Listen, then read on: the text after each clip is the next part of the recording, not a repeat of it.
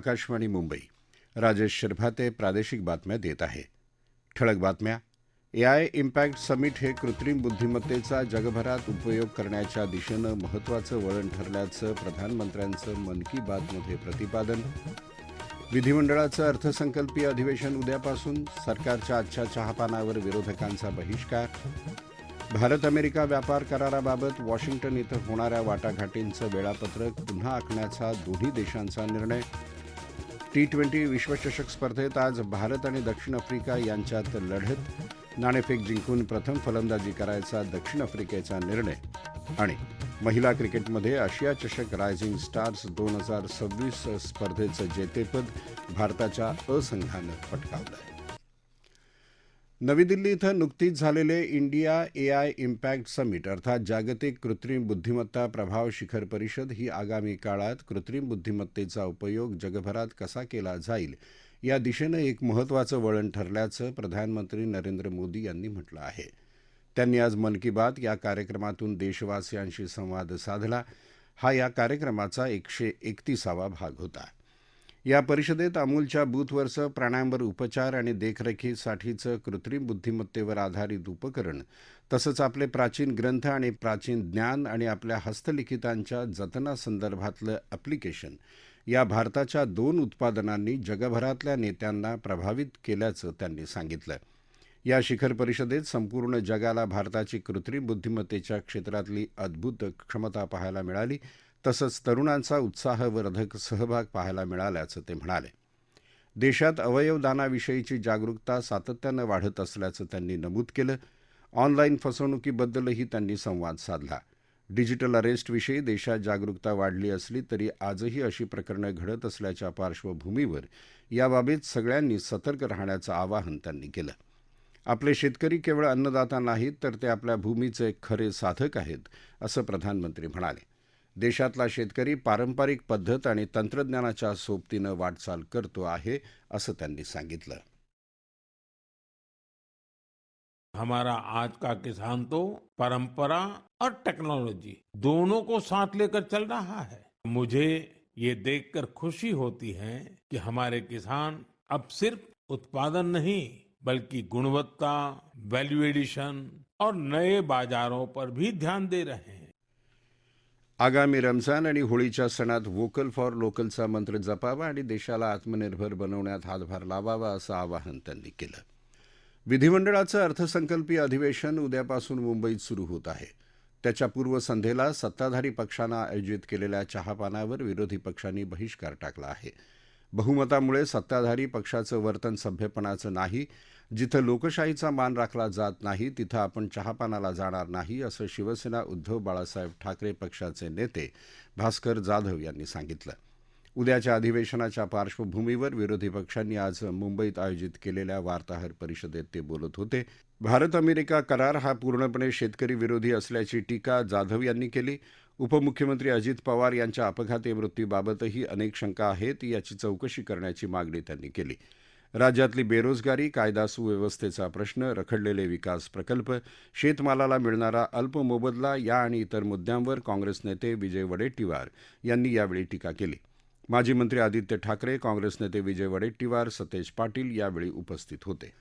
मुंबईत आयोजित AI for agree या जागतिक परिषदेचं उद्घाटन आज मुख्यमंत्री देवेंद्र फडणवीस यांच्या हस्ते झालं. सर्वसमावेशकता, पारदर्शकतेसाठी तंत्रज्ञानाचा उपयोग करणं हे एआय मिशनचं उद्दिष्ट आहे. याचाच अवलंब कृषी क्षेत्रात करण्याचा सरकारचा प्रयत्न असून कृषी क्षेत्रासाठी सर्वसमावेशक एआय धोरण राबवण्याचा निर्णय घेणारं महाराष्ट्र हे देशातलं पहिलं राज्य आहे असं मुख्यमंत्री यावेळी म्हणाले. यासाठी सरकारनं महाकृषी एआय ॲग्रीटेक आणि इनोव्हेशन सेंटरची निर्मिती केली. प्रत्येक शेतकऱ्यांपर्यंत तंत्रज्ञान पोहोचायला हवं हे सरकारचं उद्दिष्ट आहे. सध्या राज्यातले 30 लाख शेतकरी महाविस्तार ॲपचा वापर करत आहेत. यात आता भिली भाषेचा समावेश केला असून इतर आदिवासी भाषांचाही समावेश केला जाणार असल्याचं मुख्यमंत्र्यांनी सांगितलं. 30 लाख शेतकरी महाविस्तारवर आहेत आणि एक प्रकारे महाविस्तार हा शेतकऱ्याचा पर्सनल एजंट आहे. हा महाविस्तार त्या शेतकऱ्याला जे हवं आहे ते त्या ठिकाणी देतोय आणि त्याला पाहिजे त्या भाषेत देतोय. आणि आज आपण एक स्टेप पुढे गेलो आणि आपली आदिवासी समाजाची भिली भाषा ही देखील आता आपण महाविस्तारवर आणलेली आहे. कृत्रिम बुद्धिमत्तेचा योग्य वापर केल्यास भारताचं कृषी क्षेत्र देशाच्या अर्थव्यवस्थेत 70,000 कोटी रुपयांचं योगदान देऊ शकतं, असं प्रतिपादन विज्ञान आणि तंत्रज्ञान राज्यमंत्री डॉक्टर जितेंद्र सिंग यांनी यावेळी केलं. नागपुरात आयोजित राष्ट्रीय एकात्मता विश्व महासंमेलनात केंद्रीय रस्ते वाहतूक आणि महामार्ग मंत्री नितीन गडकरी यांना संत नामदेव महाराज विश्व पुरस्कार प्रदान करण्यात आला.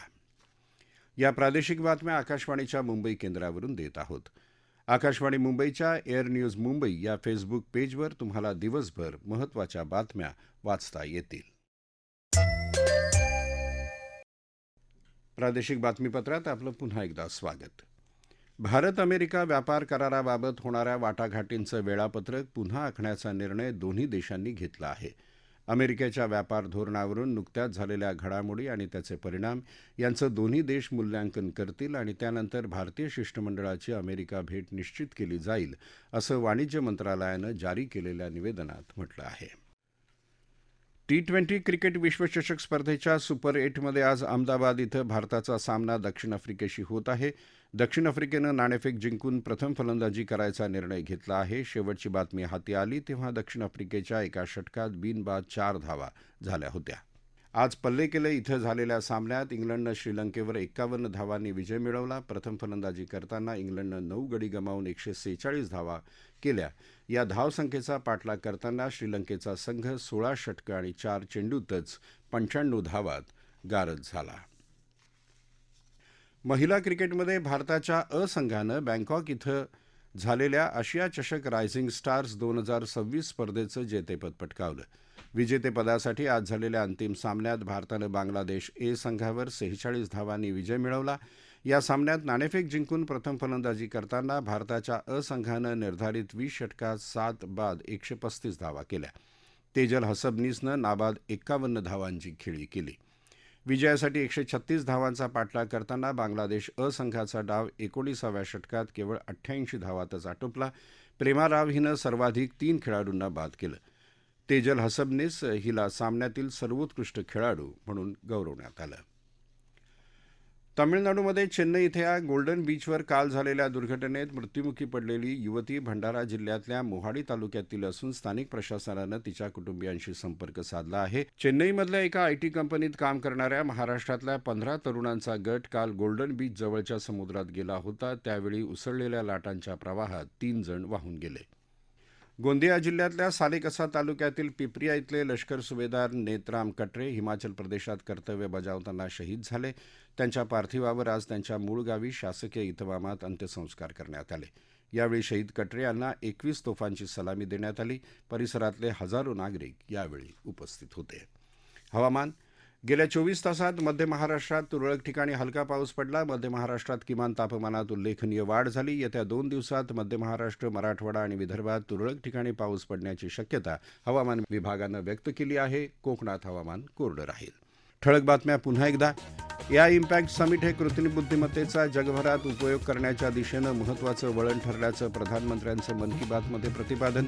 विधिमंडळाचं अर्थसंकल्पीय अधिवेशन उद्यापासून. सरकारच्या आजच्या चहापानावर विरोधकांचा बहिष्कार. भारत अमेरिका व्यापार कराराबाबत वॉशिंग्टन इथं होणाऱ्या वाटाघाटींचं वेळापत्रक पुन्हा आखण्याचा दोन्ही देशांचा निर्णय.